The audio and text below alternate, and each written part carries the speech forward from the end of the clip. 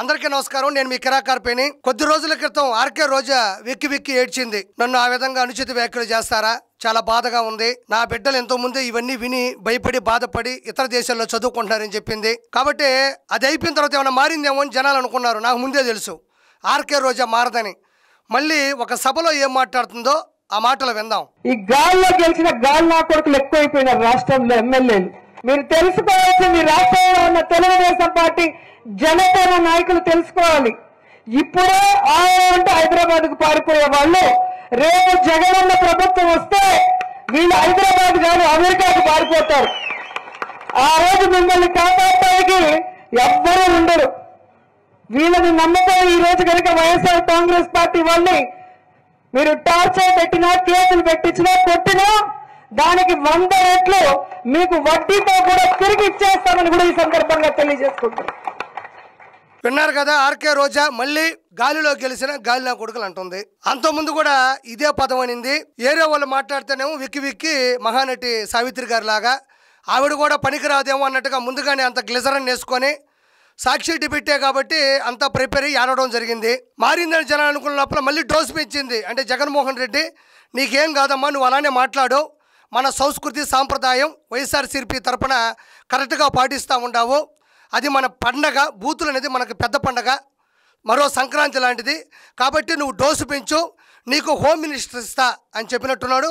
కాబట్టి మళ్ళీ గాల్లో గెలిచిన గాలి నా కొడుకులు ఎక్కువైపోయినారు అని చెప్పడం జరిగింది. ఈ మాటలే కాదు, గతంలో ఆర్కే రోజా మాట్లాడినటువంటి మాటలు కూడా నేను ఒకసారి చదివి వినిపిస్తాను చూడండి. ఇప్పుడేమో గాల్లో గెలిచిన గాలి నా కొడుకులు అనింది.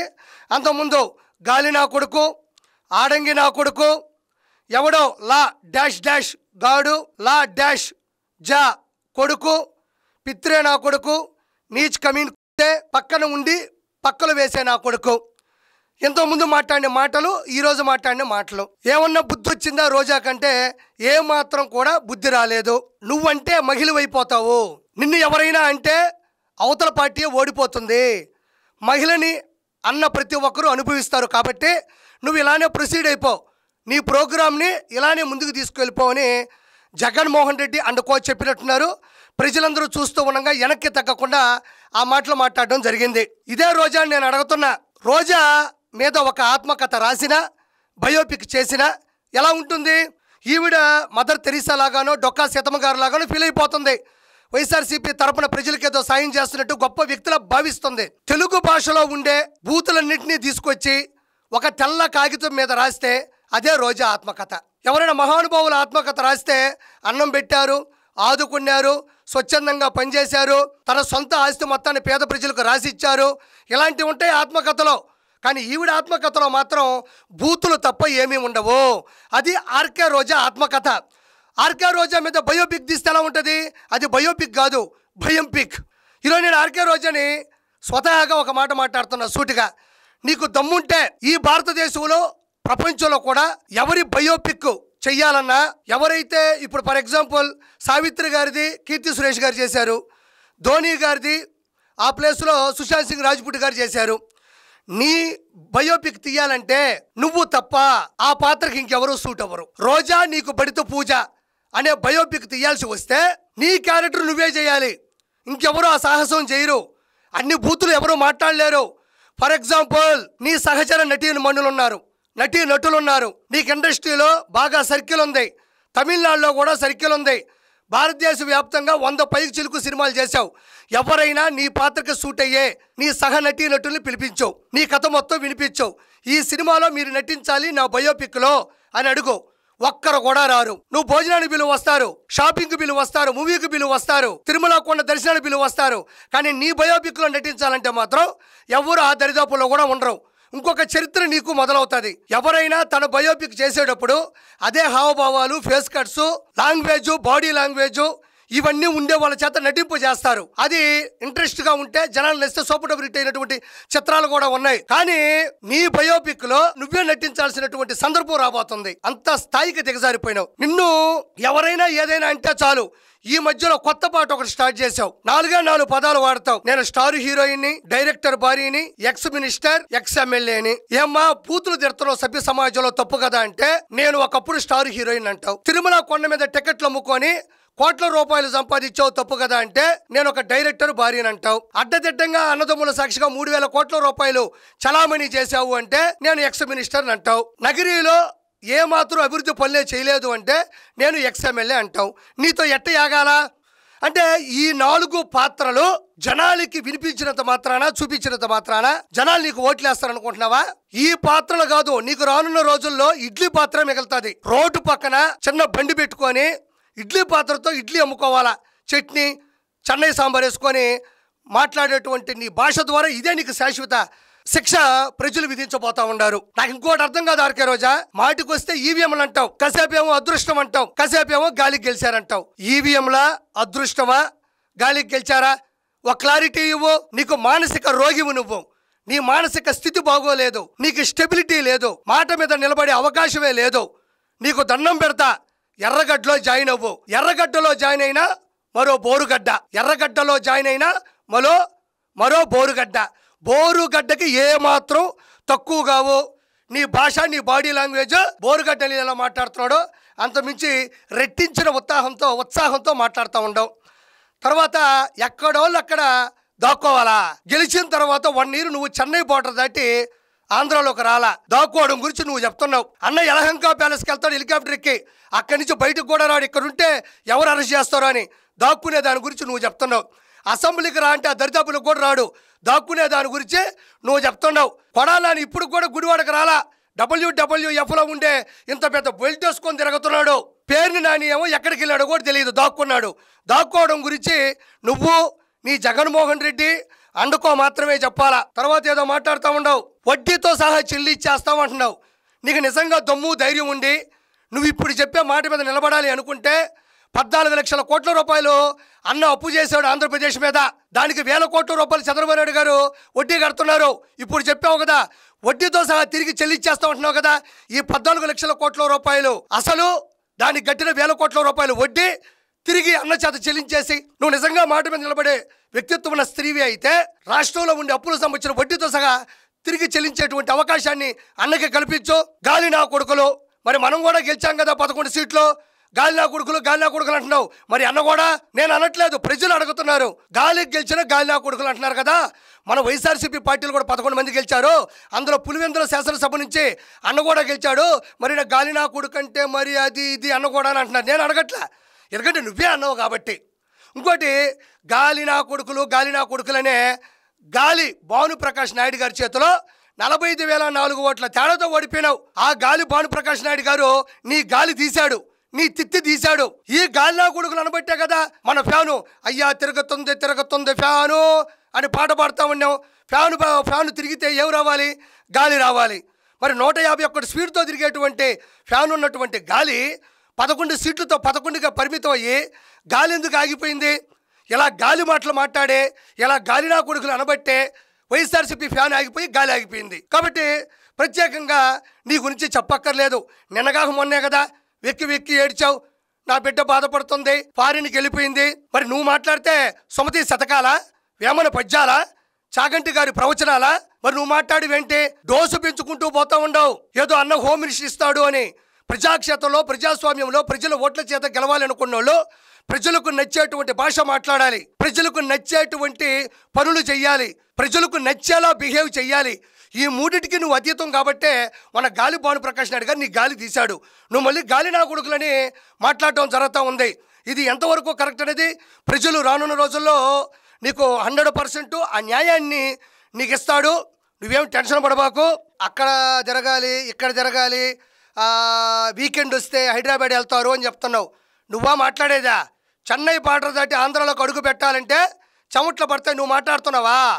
బెంగళూరు బారుల్లో తాగుతావు, చెన్నై పబ్బుల్లో ఎగరతావు, దిగిన తర్వాత నెగిరికొచ్చి ఊరెగతావు. నువ్వు మాట్లాడాలా? ఇటలీలో మోకాలు పైదాకు వరకు చిన్న డ్రెస్సులు వేసి టాటూ కనబడేటట్టు తిరిగింది ఎవరు? నువ్వు కాదా? నువ్వు కూడా మాట్లాడుతూ ఉండవా? 3,000 కోట్ల రూపాయలు సంపాదించి చెన్నైలో, మద్దూరులో, మైసూరులో, ఢిల్లీలో డబ్బులు ఆదా చేసి అక్కడ పెట్టుబడి పెట్టింది ఎవరు? నువ్వు కాదా? మరి ఇతర రాష్ట్రాలకు ఎందుకు వెళ్ళావు? 3,000 కోట్ల రూపాయలు నీకు దమ్ముంటే నగరిలో పెట్టకపోయావా? నువ్వు కూడా మాట్లాడుతున్నావా? మళ్ళీ ప్రజలారా, ఈ హరిహర వీరమల్లు గురించి పవన్ కళ్యాణ్ గారు నిన్న మాట్లాడడం జరిగింది. ఆయన ఏం మాట్లాడారో ఒకసారి విందాం. ఇవన్నీ చెప్పాను అనుకోండి, ఈ పవన్ కళ్యాణ్ ఏ ఊరు వెళ్ళినా కనిగిరి వెళ్తే కనిగిరిలో పెరిగానంటాడు, వైజాగ్ వస్తే వైజాగ్లో పెరిగానంటాడు. కానీ నేనేం చేస్తాను, అందుకే నా పేరు పవనం. నేను తిరుగుతూ ఉంటాను, వెళ్తూ ఉంటాను. మనం పవనాలు అయితే అవి కూపస్తా మండూకాలు ఇలాగే మాట్లాడతారు. బావిలో కప్పలు గిరిగిసుకొని కూర్చుంటే వాళ్ళకి అర్థం కావు. పవనం తాలూకు శక్తి వాటికి అర్థం కాదు. పవనం సర్వంతర్యామి. ఇక్కడ పవన్ కళ్యాణ్ గారు ఏమన్నారు, నేను ఏ చోటుకి వెళ్తే ఆ చోట్లో పెరిగాను పుట్టానని చెప్తూ ఉంటాడు అన్నాడు. బాపట్లో పుట్టారు కాబట్టి బాపట్లో నా జన్మస్థలం అని చెప్తారు. నెల్లూరులో వాళ్ళ నాన్నగారు హెడ్ కానిస్టేబుల్గా ట్రాన్స్ఫర్ అయ్యారు, అక్కడికి వచ్చారు. అక్కడే విఆర్ లా కాలేజీలో నాగబాబు గారు చదువుకున్నారు. చిరంజీవి గారు స్టార్ హీరో అయినప్పుడు కూడా అక్కడి నుంచే వెళ్తూ ఉండేవారు. ఇప్పటికీ ఆయన యొక్క గత స్మృతులన్నీ కూడా అక్కడ ఉన్నాయి. అదేవిధంగా నాగబాబు గారు కూడా అక్కడే చదువుకున్నారు. పవన్ కళ్యాణ్ గారు కూడా చిన్నప్పుడు విద్యాభ్యాసం అక్కడ చేశారు. విశాఖపట్నంలో సత్యానంద గారి ఫిల్మ్ ఇన్స్టిట్యూట్లో ఆయన యాక్టింగ్ నేర్చుకున్నారు కాబట్టి విశాఖపట్నంలో కొన్ని రోజులు ఉన్నారు. చెన్నైలో బంధువులు ఉన్నారు, పాత ఇండస్ట్రీ కూడా ఉన్నింది అక్కడే కాబట్టి చిరంజీవి గారి షూటింగ్లకు ఆయన ఇల్లుండొచ్చు కాబట్టి చెన్నై గురించి చెప్పుంటారు. అందులో తప్పే ఉంది. మన జీవితంలో, మన ప్రయాణంలో, మన గమనంలో, మన పయనంలో వివిధ రకాల అయినటువంటి అంశాలు వివిధ రకాల రాష్ట్రాల నుంచి వివిధ దేశాల్లో కూడా అనుసంధానం అయి ఉంటుంది. అందులో తప్పే ఉంది. ఆయన అన్న దాంట్లో అసలు ఒక్కటి కూడా పొరపాటు లేదు కదా. ఎక్కడికి వెళ్తే అక్కడికి వెళ్ళి చెప్తాడు అంటే ఆంధ్రప్రదేశ్లో 10 జిల్లాల్లో ఆయన తిరిగాడు. దానికి సంబంధించినటువంటి ఆయన జ్ఞాపకాలు నెమరేసుకుంటున్నారు. అందులో తప్పే ఉంది. ఇప్పుడు మీ కూతురు ఇటలీలో చదువుకుంటుంది, మీ అమ్మాయి ఎక్కడ చదువుకుంటుందంటే ఇటలీలో చదువుతున్నది, నేను వెళ్ళి ఇటలీకి వెళ్ళి చూశాను అంటావు. మీ ఆయన చెన్నైలో పెద్ద డైరెక్టరు, మరి నువ్వు చెన్నైకి వెళ్ళాల్సి వస్తుంది. మీ అబ్బాయి ఢిల్లీలో చదువుకుంటున్నాడు, ఢిల్లీకి వెళ్ళాల్సి వస్తుంది. మరి ఎక్కడ చదువుతున్నాడు అన్నప్పుడు ఆ ప్రదేశం, ఆ దేశం, ఆ రాష్ట్రం అవి ఎవరైనా చెప్పుకుంటారు. దానికి తప్పే ఉంది. ఆయన జీవితంలో ఉండే అంశాలు ఇదేమన్నా అన్యాయమా, అక్రమా, ఇదేమన్నా భూత, లేకపోతే ఇలా చెప్పడం వల్ల ప్రజలు ఏమన్నా ఓట్లేస్తారా? ఆయన ఏ ప్లేస్కి వెళ్తే ఆ ప్లేసు సరిగ్గా తగినటువంటి జ్ఞాపకాలు నెమరేసుకుంటున్నారు, ఆయన చెప్పుకుంటున్నారు. ఆయన మీరు పదే పదే చెప్పడం వల్ల 100% మీరు కప్పలు, బాయిలో కప్పలే కాబట్టి మీరు ఎక్కడెక్కడే తిరుగుతుంటారని చెప్పాడు. అందులో తప్పే ఉంది. దానికి ఆర్కే రోజా ఒక ట్వీట్ చేసింది అనుకుంటా. అసలు ఇలాంటి ట్వీట్ ఆయన ఎలా మాట్లాడినారు, నువ్వు ఎలా మాట్లాడుతుంటావు? ఇది మనుషులు ఎవరైనా ఇంత జుగుప్సాకరమైనటువంటి ట్వీట్ చేస్తారా? ఇలాంటి మెసేజ్ పోస్ట్ చేస్తారా? నోటుకు వస్తే ఎబ్బెట్టైన మాటలు, జుగుప్సాకరమైనటువంటి పోస్టులు. ఆయన అన్న మాటకి నువ్వు పెట్టింది అపాన వాయువు అంతటా ఉంటుంది, కానీ ఏమి లాభం. దీని అర్థం కూడా నేను చెప్పను. చాలా జుగుప్సాకరమైనటువంటి మాట ఇది ఒక పోలిక. ఆయన చెప్పిన దాంట్లో నిజంగా అబద్ధం ఏమన్నా ఉంటే, ఏమయ్యా పలానా చోట నువ్వు తిరగలేదు కదా, ఎందుకు చెప్పావని అడగాల. అది కూడా ప్రజలకు అవసరం లేదు, నీకైతే అసలు అవసరం లేదు. ఇదేంది ఈ పద్ధతి నాకు అర్థం కావడం లేదు. నీకు ఎవరు ఈ గైడెన్స్ ఇస్తున్నారు? ఈ భాష, ఈ వల్గర్ లాంగ్వేజ్, ఈ సోషల్ మీడియాలో ఈ పోస్టులు నీ పిల్లలు కానీ, నీ భర్త కానీ, నీ సాటి హీరోయిన్లు కానీ, ప్రజలు కానీ చూడరా? ఇదేమన్నా చెవులో చెప్పిందా, గోడ మీద రాసిందా? ఎందుకు ఇంత దిగజారిపోతున్నావు? ఓకే, ఇది నేను చదివి వినిపించాను, మీ విలువైనటువంటి కింద కామెంట్లో పెట్టండి, నేను ఇంకా అడగదలుచుకోవాలా. దీనికి ఏమన్నా అర్థం ఉన్నటువంటి కామెంట్ రోజా ఇది? అందుకనే నీ నోరుని డ్రైనేజ్తో పోలుస్తారు, నోరేమో డ్రైనేజ్ కంపుతో పోలుస్తూ ఉంటారు. మరి ఎందుకో నాకు అర్థం కావడంలే. ఈవిడ అసలు ఒరిజినల్గా ఇలా మాట్లాడుతుంది కదా, ఇవి ఏమన్నా చదువుకుందా అని చెప్పేది ఒకసారి చూసా. ఒకసారి డిస్ప్లేలో చూడండి, వికీపీడియాలో కూడా ఉంది ఇది. She got her bachelors degree in political science from Shri Padmavathi women's university Tirupati. Roja learned Kuchipudi and was performing in dance before she entered films. తిరుపతిలో ఉండేటువంటి శ్రీ పద్మావతి మహిళా యూనివర్సిటీ, ఉమెన్స్ యూనివర్సిటీలో bachelors degree in political science చదివావు. పొలిటికల్ సైన్స్ చదివినప్పుడు పొలిటికల్లోకి సంబంధించినటువంటి ఎలా ఉండాలి, మన సిచ్యువేషన్ ఎలా ఉండాలి, మన విధి విధానాలు ఎలా ఉండాలి, ఎదుటి వ్యక్తితో ఎలా మాట్లాడాలి అనేది కొంచెమైనా నీకు ఎందుకు రాలేదు? ఇంత చదువు చదివావు. భారతదేశంలోనే, ప్రపంచంలోనే వన్ ఆఫ్ ద బెస్ట్ మహిళా యూనివర్సిటీ ఇది శ్రీ పద్మావతి. అంత పెద్ద యూనివర్సిటీలో చదివిన నీకు చదువు అబ్బిందో లేదో తెలియదు, కానీ సంస్కారం, సభ్యత మాత్రం నీకు అలవాటు అవ్వాల. ఏ యూనివర్సిటీలో అయినా, ఏ కాలేజీలో అయినా, ఏ స్కూల్లో అయినా, ఏ ట్యూషన్ దగ్గరికి వెళ్ళినా చదువు నేర్చుకునేది సభ్యత, సంస్కారం కూడా రావాలని. చదువు మాత్రం చదివినావు, నీకు సభ్యత, సంస్కారం ఎందుకు రాలేదు? నేను పెంపకం గురించి కూడా మాట్లాడదలుచుకోవాలి, ఎందుకంటే మీ కుటుంబంలో ఎవరు ఆ విధంగా మాట్లాడరు, నీ ఒక్కదానికే ఆపాదిస్తున్నారు అందరూ కూడా. మళ్ళీ Kuchipudi and was performing in dance before she entered films. Kuchipudi అన్నా కూడా భారతీయ సాంప్రదాయానికి సంబంధించినటువంటిదే కదా. ఆ సాంప్రదాయం ఒక కూచిపూడి డ్యాన్స్ చేసేటప్పుడు ఒక మహిళని, ఒక దేవతలు ఆరాధించే పొడమి ఇది. అక్కడ వచ్చేటువంటి పద్యాలైనా, పాటలైనా, వాటికి సంబంధించిన మిగతా శ్లోకాలైనా ఏదైనా కావచ్చు, ఆ నోరే ఈ గబ్బు నోరుతో మాట్లాడుతుందంటే ఆ కూచిపూడి యొక్క పెర్ఫార్మెన్స్కి ఏముంటుంది? కూచిపూడి పద్మావతి ఉమెన్స్ యూనివర్సిటీలో నువ్వు పొలిటికల్ సైన్స్ చేసావా? ఇది చెప్తే ఎవరైనా నమ్ముతారా? ఆ యూనివర్సిటీకి కలంకంలో ఉండవే నువ్వు.